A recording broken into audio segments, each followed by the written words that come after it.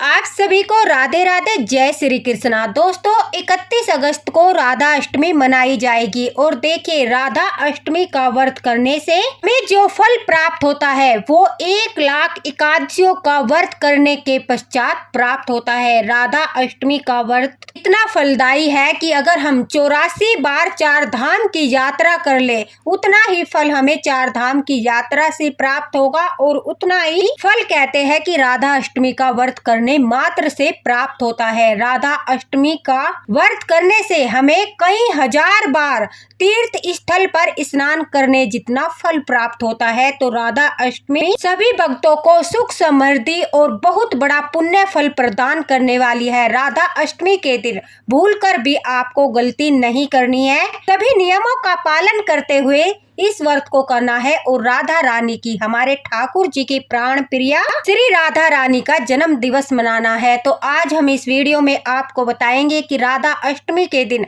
हमें क्या करना चाहिए और क्या नहीं करना चाहिए। राधा अष्टमी के दिन हमें किन चीजों का सेवन करना चाहिए और किन चीजों को खाने से बचना चाहिए। अगर मासिक धर्म में हो तो आपको राधा अष्टमी का व्रत किस प्रकार से करना चाहिए, साथ ही साथ इस लीला कथा के माध्यम से आपका यह भी मार्गदर्शन होगा कि अगर आप राधा अष्टमी का व्रत नहीं कर सकते तो आपको क्या करना है और किस समय तक राधा अष्टमी का व्रत करना है।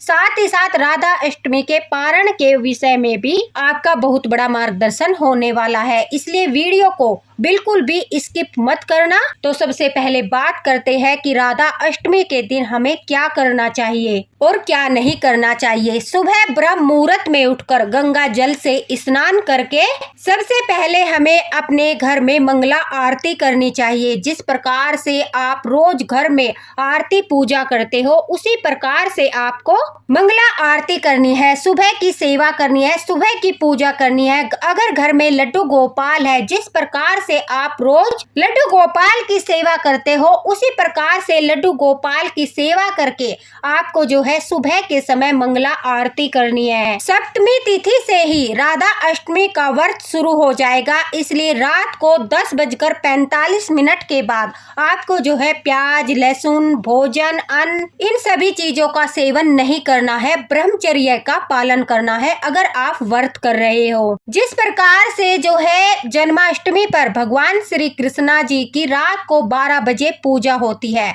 उसी तरह से राधा अष्टमी के दिन राधा रानी की दोपहर के समय पूजा पाठ होती है। राधा अष्टमी का जो मुहूर्त है 31 दिसंबर को 11:02 से लेकर 1:48 तक रहेगा। मंगला आरती के बाद आपको जो है 11 बजे आपको चौकी लगानी है। उस चौकी पर आपको लाल जो है आसन बिछाकर, अगर आपके पास राधा रानी का कोई चित्र है तो आप चित्र की सेवा कर सकते हो। अगर आपके पास चित्र नहीं है आप लड्डू गोपाल को राधा रानी रूप देकर भी सेवा प्रदान कर सकते हो। आप राधा रानी की अगर सेवा करते हो तो यह तुम्हारा बहुत बड़ा सौभाग्य है कि ठाकुर जी और राधा रानी की सेवा का सौभाग्य आप लोगों को पहले से ही प्राप्त है और आप राधा रानी की राधा अष्टमी पर सेवा करके पुण्य फल प्राप्त कर सकते हो। लेकिन अगर आप लड्डू गोपाल को राधा रानी रूप देते हो तो आपको कई चीजों का बहुत ज्यादा ध्यान रखना है, सावधानी बरतनी है। साथ ही साथ राधा अष्टमी की पूजा में कुछ चीजों का आपको बहुत ही ज्यादा ध्यान रखना है। देखिए सबसे पहले तो अगर आप लड्डू गोपाल और राधा रानी दोनों को ही राधा अष्टमी की सेवा दे रहे हो तो आपको राधा रानी के स्नान जल में तुलसी दल नहीं डालना है। राधा अष्टमी के दिन भूल कर भी आपको तुलसी पत्र नहीं तोड़ने हैं। आपको राधा अष्टमी के दिन सिर्फ तुलसी की सेवा करनी है, तुलसी माता सेवा करनी है, आपको पत्र नहीं तोड़ने हैं। और इस दिन अगर आप लड्डू गोपाल के भोग में तुलसी पत्र नहीं रखते तो ठाकुर जी जो है नाराज भी नहीं होते, क्योंकि यह हमारी श्री जी का दिन है, यह ठाकुर जी की प्राण प्रिया का दिन है। तो इस दिन ठाकुर जी को भी अगर तुलसी भोग प्रदान नहीं किया जाता तो वो बिल्कुल भी नाराज नहीं होते, बल्कि इस दिन ठाकुर जी सिर्फ और सिर्फ राधा रानी की प्रिय वस्तुओं का भोग लगाते हैं और जिन चीजों से राधा रानी को प्रसन्नता मिलती है उन्हीं कार्यों को ठाकुर जी स्वीकार करते हैं। इसलिए इस दिन अगर आप जो है ठाकुर जी के प्रसाद में स्नान जल में तुलसी दल नहीं डालते तो चिंता करने की कोई आवश्यकता नहीं है। अगर आप लड्डू गोपाल को ही राधा रानी बना रहे हो, अब बात करते हैं इसके ऊपर, तो आपको भूल से भी उनके स्नान में तुलसी दल को नहीं डालना है। सिर्फ पंचामृत से अलग अलग से, जैसे मैंने विधि बताई थी उसी प्रकार से अलग पंचामृत की सभी चीजों के द्वारा ठाकुर जी को स्नान कराना है। शुरू में ही आपको भाव रखना है कि आज लड्डू गोपाल की नहीं, ठाकुर जी की नहीं, बल्कि श्री राधा रानी श्री जी की सेवा कर रहे हो, और उसी भाव से प्रारंभ से ही आपको सारे नियमों का पालन करना है। जैसे कि स्नान कराते वक्त निवस्त्र स्नान नहीं कराना है, किसी के सामने राधा रानी को स्नान नहीं कराना है। एकांत में उनके जो है विग्रह पर कोई एक वस्त्र पहना कर ही आपको श्री जी को स्नान कराना है। उसके पश्चात चाहे आप लड्डू गोपाल को राधा रानी बना रहे हो या फिर स्वयं राधा रानी घर में विराजमान है उनकी सेवा कर रहे हो, यही नियम लगेगा। उसके पश्चात राधा रानी का श्रृंगार इत्यादि करने के पश्चात आपको भूलकर भी राधा रानी को जो है तुलसी माला धारण नहीं करानी है। अगर आप लड्डू गोपाल को भी तुलसी माला धारण कराते हो और उन्हें राधा रानी रूप दे रहे हो, तो राधा अष्टमी के दिन आपको तुलसी माला उन्हें धारण नहीं करानी है।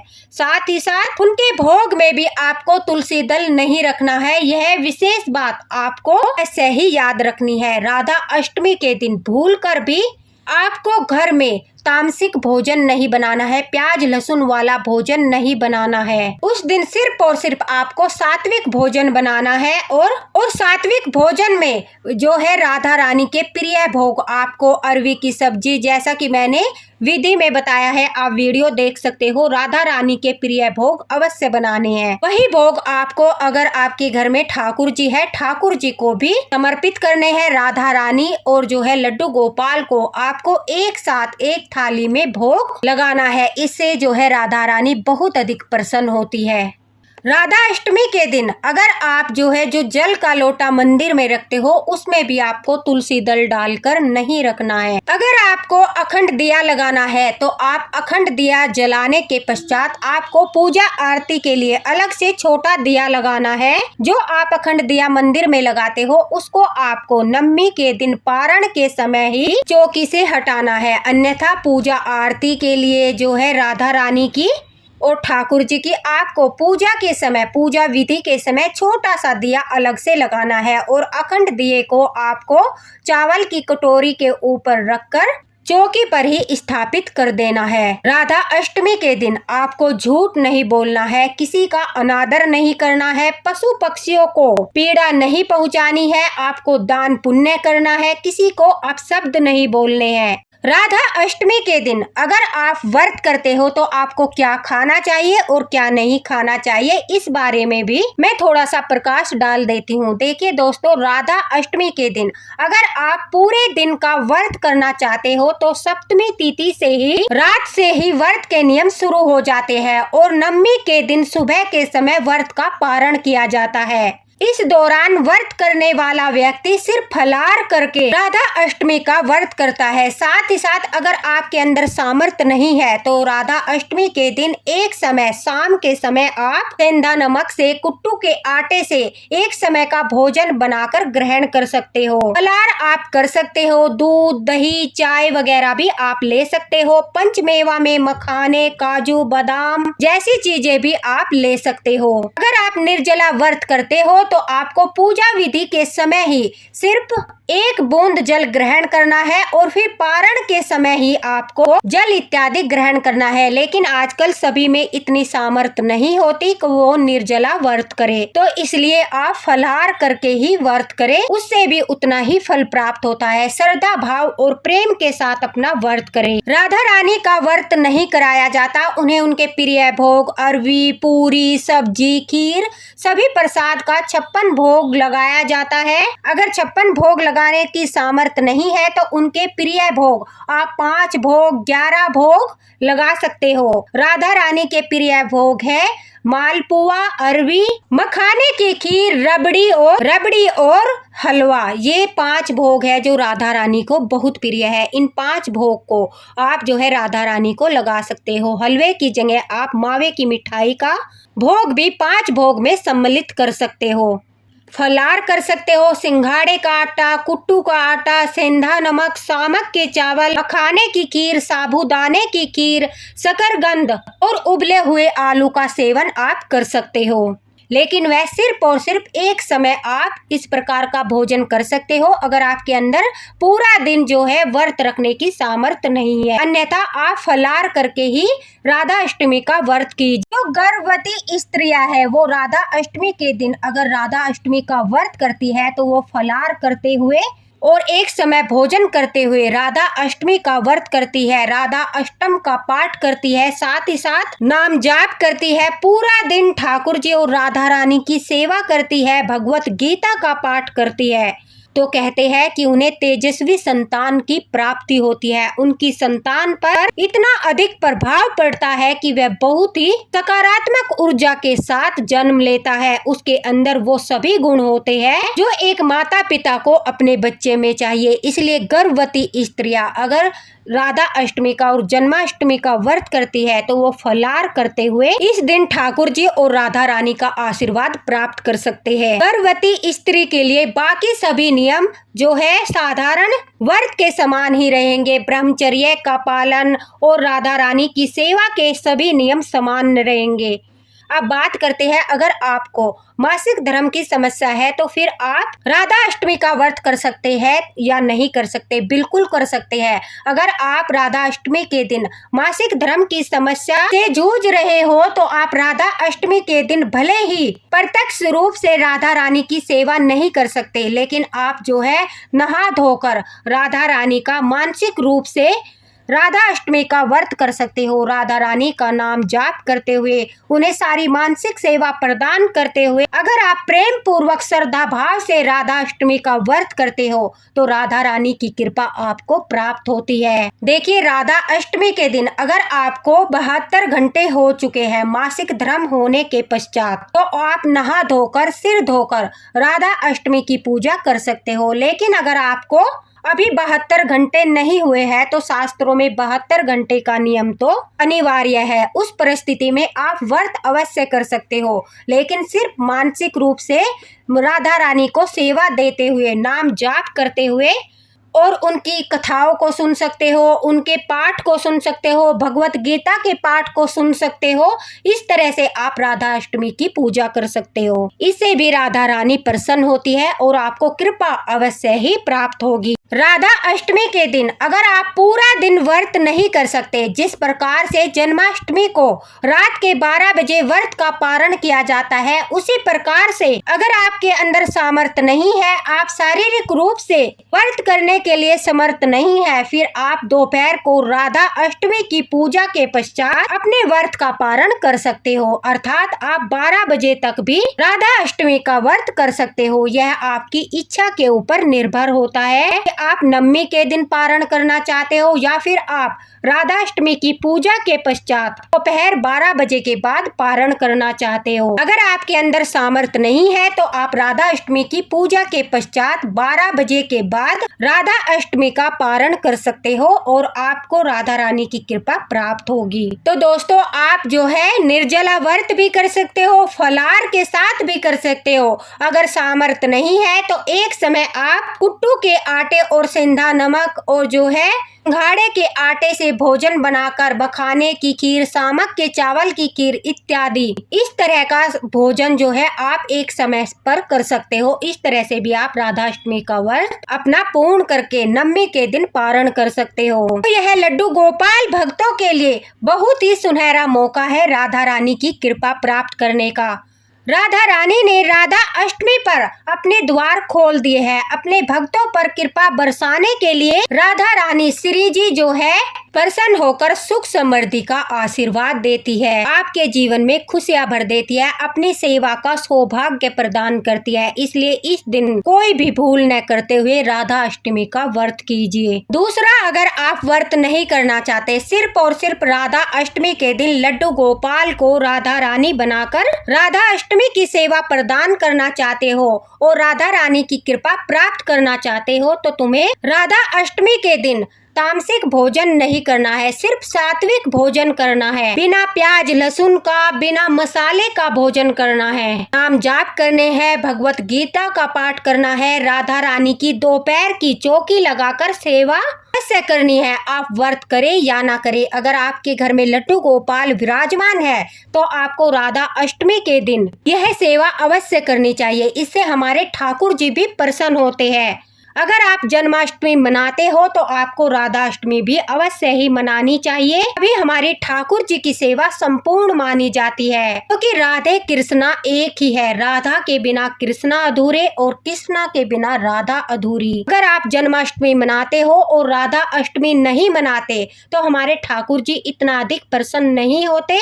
अगर आप राधा अष्टमी मनाते हो तो ठाकुर जी आपको अपनी सेवा का 1000 गुना फल प्रदान करते हैं और आपके ऊपर अपनी बहुत सारी कृपा बरसाते हैं। इसलिए अगर राधा रानी नहीं भी है तो आपको राधा अष्टमी के दिन लड्डू गोपाल को ही राधा रानी रूप देकर राधा अष्टमी मनानी चाहिए। व्रत करना वो आपकी इच्छा पर निर्भर करता है कि आप व्रत करना चाहते हो या नहीं करना चाहते हो। अगर आप व्रत नहीं करते फिर भी राधा अष्टमी के दिन आपको सात्विक भोजन ही करना है, ब्रह्मचर्य का पालन करना है, नाम जाप करने हैं। छोटा सा कीर्तन भी आप राधा रानी के नाम से कर सकते हो।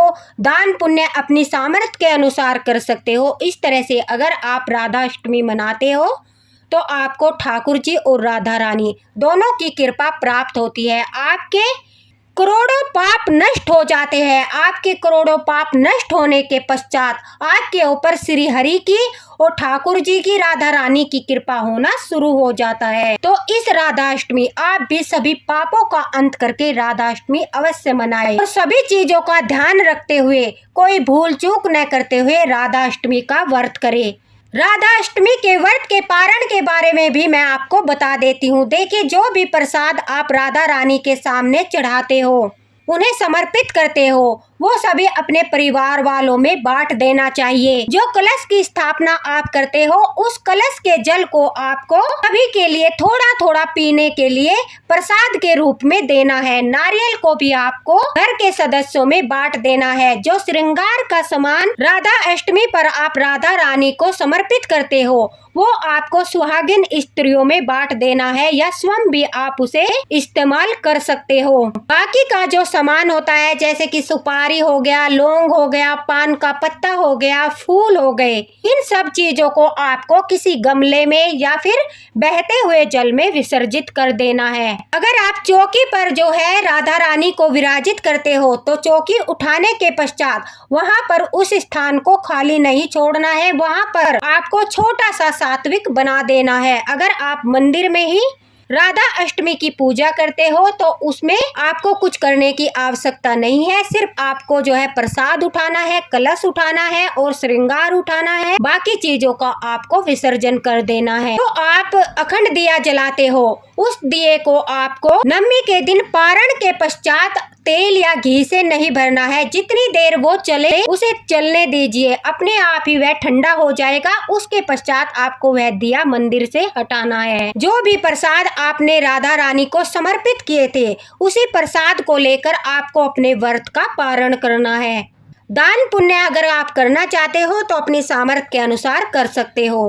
राधा अष्टमी के दिन आपको भूल कर भी जो है काले वस्त्र नहीं पहनने हैं। आपको इस दिन पीले रंग के, लाल रंग के वस्त्र अगर आप धारण करते हो तो बहुत ही ज्यादा शुभ होते हैं। अन्य कोई भी कलर आप पहन सकते हो, लेकिन काले रंग के वस्त्र आपको राधा अष्टमी के दिन नहीं पहनने चाहिए। इससे नकारात्मक ऊर्जा का आगमन होता है और आपको पूजा का पूर्ण फल प्राप्त नहीं हो पाता। इस जल से आप राधा रानी को स्नान कराते हो, उस जल को आपको पूरे घर में छिड़कना है और प्रसाद के रूप में परिवार के सभी सदस्यों को भी देना है। साथ ही साथ स्वयं भी उस प्रसाद को ग्रहण करके अपना व्रत प्रारंभ करना है। मैंने संपूर्ण विधि भी डाली है, आप वह संपूर्ण विधि देखकर राधा अष्टमी की चौकी लगाकर पूजा प्रारंभ कर सकते हो। तो दोस्तों, आशा करती हूँ कि आपको समझ आ गया होगा कि राधा अष्टमी के दिन आपको किन कामों को करने से बचना है, किस प्रकार से राधा अष्टमी का व्रत करना है और किन चीजों के बारे में सावधानी बरतनी है, ताकि आपसे कोई भूल चूक न हो। राधा अष्टमी का पूर्ण फल आपको प्राप्त हो, राधा रानी की कृपा आपको प्राप्त हो। अगर अब भी आपके मन में किसी बात को लेकर कोई संदेह है तो आप कमेंट बॉक्स में पूछ सकते हो, आपको तुरंत रिप्लाई मिलेगा। इसी के साथ राधे राधे, हरे कृष्णा। वीडियो को ज्यादा से ज्यादा शेयर करना ताकि सभी लड्डू गोपाल भक्त इस राधा अष्टमी राधा रानी की कृपा प्राप्त कर सके, उनके घर में भी राधा रानी की कृपा बरसे। राधे राधे। एक बार फिर आपको राधा अष्टमी की हार्दिक शुभकामनाएं।